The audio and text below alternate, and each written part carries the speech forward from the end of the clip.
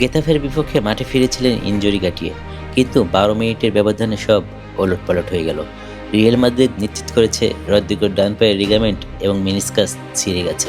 সুস্থ হয়ে সময় লাগবে অন্তত 1 বছর। বিশ্বকাপ শুরু হতে বাকি মাত্র 100 দিন, আর ঠিক এই মুহূর্তে ব্রাজিল হারালো তাদের অন্যতম সেরা অস্ত্রকে। নেমের অভাব পূরণে যার দিকে তাকিয়েছিল কোটি ভক্ত, সেই রদ্রিগো এখন মাঠের বদলে হাসপাতালে বিছানায়। লড়াইটা এখন শুধু ফিরে আসার।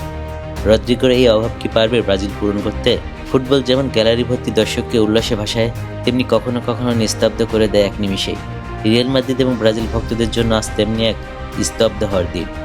যে জাদুকরী পায়ের ছোঁয়ায় বল জালে জড়াতো, সেই পা জোড়া এখন থমকে গেছে। রদ্রিগো গোয়েস, ব্রাজিলিয়ান সেই সেন্সেশনের 2026 বিশ্বকাপের স্বপ্ন শেষ হয়ে গেল শুরুর অনেক আগেই। গল্পটা আনন্দের হতে পারত। পেশির চোট কাটিয়ে দীর্ঘ 1 মাস পর গেতাফের বিপক্ষে মাঠে ফিরেছিলেন রদ্রিগো। 54 মিনিটে যখন বদলি হিসেবে নামলেন, সান্তিয়াগো বার্নাব্যুর গ্যালারি আশায় বুক বেঁধেছিল। কিন্তু ভাগ্য বিধাতায় লিখেছিলেন অন্য গল্প। মাত্র 12 মিনিট পরে এক প্রতিপক্ষ ডিফেন্ডারের চ্যালেঞ্জ ভারসাম্য হারান তিনি। ব্যথা নিয়ে খেলা চালিয়ে গেলেও মাঠ ছাড়ার সময় তার চোখে মুখে ছিল শঙ্কার ছাপ। পরদিন মঙ্গলবার রিয়াল মাদ্রিদ যে বুলেটিন প্রকাশ করো তা ছিল বজ্রপাতের মতো। রদ্রিগোর ডান পায়ের এসিএল এবং বাইরের মেনিসকাস ছিঁড়ে গেছে।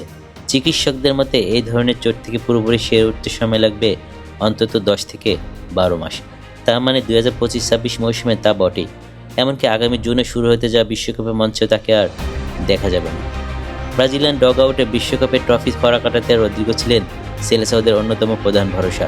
যখন বিশ্বকাপ শুরু হতে মাত্র 100 দিন বাকি, ঠিক তখনই 25 বছর বয়সী এই ফরওয়ার্ডের ছিটকে যাওয়া ব্রাজিলের হেক্সা জয় স্বপ্ন বড় এক ধাক্কা। নেইমারের ইনজুরি পরবর্তী সময় আক্রমণ ভাগে যে ব্যাটন রদ্রিগো নিজের কাঁধে তুলে নিয়েছিলেন, সেই শূন্যস্থান পূরণ করা এখন চ্যালেঞ্জ। রদ্রিগো হয়তো এবার গ্যালারিতে বসে দেখবেন তার সতীর্থদের লড়াই, তবে ফুটবল বিশ্ব জানে রাজার মতো ফিরে আসাই সেরাদের কাজ। বাশার সবুজ, নেক্সট নিউজ 24।